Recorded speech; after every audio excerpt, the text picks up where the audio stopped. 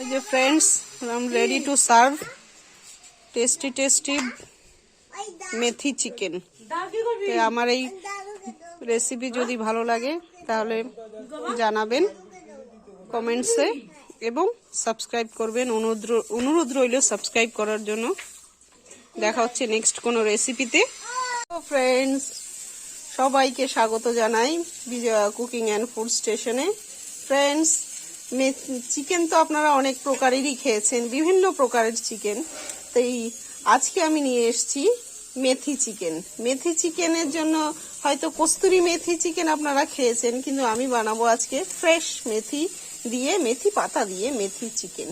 মেথি চিকেনের জন্য আমি নিয়ে নিয়েছি মাংসটাকে ফ্রেশ করে নিয়ে এসেছি, ধুয়ে পরিষ্কার করে। ফ্রেন্ডস, এই যে মেথি শাক, এই মেথি শাক দিয়ে আজকে করব চিকেন, মেথি চিকেন। এর যে ফ্লেভার, এই ফ্লেভারটাই খুব সুন্দর। তো এটা আজকে চিকেনে দিয়ে করব। ছোট ছোট করে পাতা করে নিয়ে নিয়েছি। এবার এটাকে ধুয়ে নেব। দেখুন, একদম টাটকা মেথি চিকেন।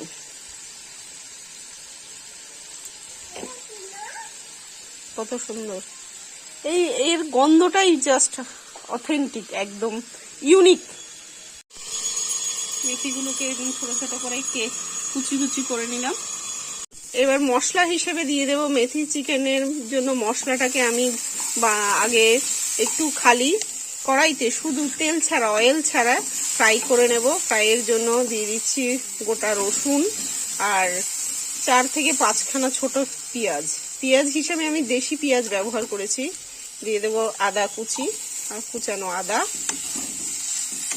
তেল ছাড়া পেঁয়াজ, আদা, রসুন আর এই সাদা জিরে একই সঙ্গে হালকা ভুনা করে নেব।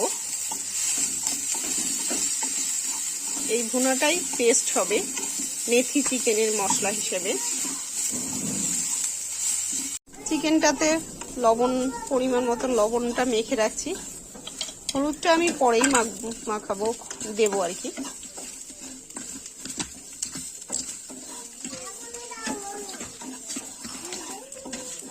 রেখে দিলাম। ফ্রেন্ডস, আদা, রসুন, পেঁয়াজ খুব ভালোভাবে রোস্ট হয়ে গেছে। এবার শেষের দিকে একটা টমেটোকেও একই সঙ্গে আর একটু রোস্ট করে নেব।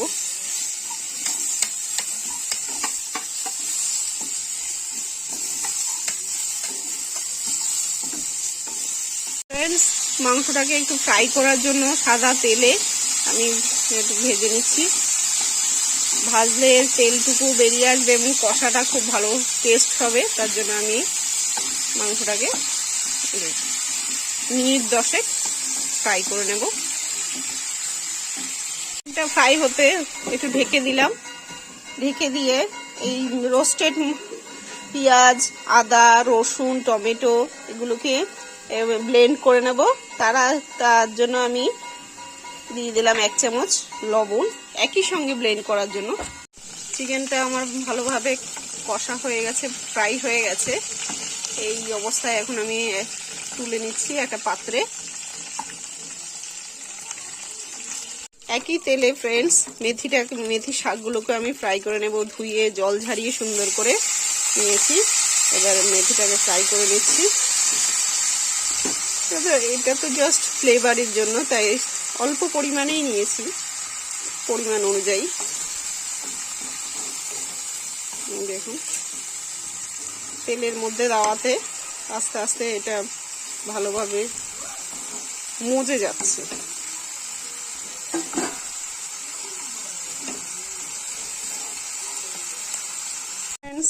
মশলাটাকে ভালোভাবে পেস্ট করে নিলাম। একই সঙ্গে এই চিকেনে আমি হাফ বাটির মতন টক দই ব্যবহার করব। শাকটা আমার ভাজা হয়ে গেছে। এবার একটু কাট করে সম্পূর্ণ তেল থেকে শাকটা তুলে নিলাম।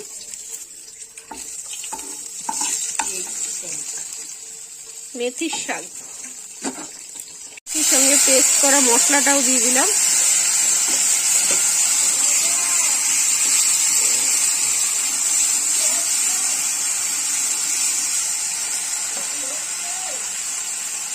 দিয়ে দিলাম হলুদ,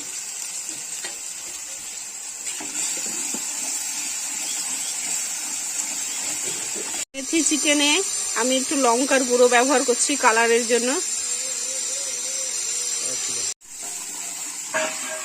মশলাটা কষার জন্য আরেকটু আমি তেল দিচ্ছি না, তেল না দিয়ে দিচ্ছি জল। এই জলেই আমার মশলাটা ভালোভাবে কষা হয়ে যাবে। মিনিট 10 আমি মশলাটা কষিয়ে টক দইটা দিয়ে দেবো। এভাবে আরো 2 মিনিট আমি ভালো করে কষিয়ে নেব। এপাশে কষিয়ে রাখা চিকেন গুলো দিয়ে দেব একই সঙ্গে মশলার সঙ্গে।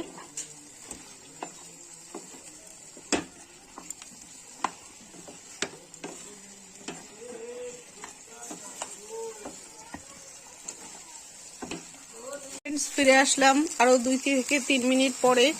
দেখুন কষাতে কষাতে কত সুন্দর হয়ে গেছে। আমার তেল কিন্তু নামে মাত্রই ছিল, একদম নামে মাত্রে, শুধু কষানোর সময় যতটুকু তেল, আমি আর আদার্স কোনো তেল ব্যবহার করিনি।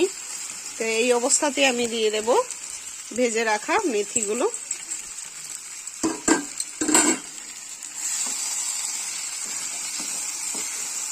আরো 2 মিনিট এভাবে নেড়ে চেড়ে দিয়ে দেবো অল্প পরিমাণে জল।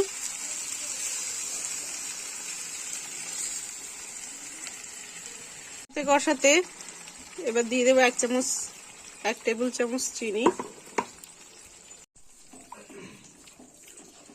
এবার এই অবস্থাতেই ঢেকে দিয়ে আরো মিনিট 5 ফুটিয়ে নেব। খুব ভালোভাবে আমার ঝোল ফুটে গেছে।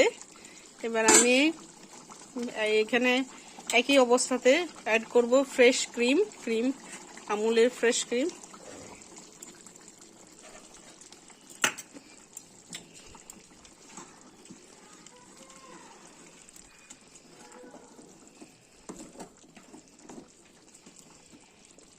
নামানোর আগে দিয়ে দিলাম 1 চামচ গরম মশলা।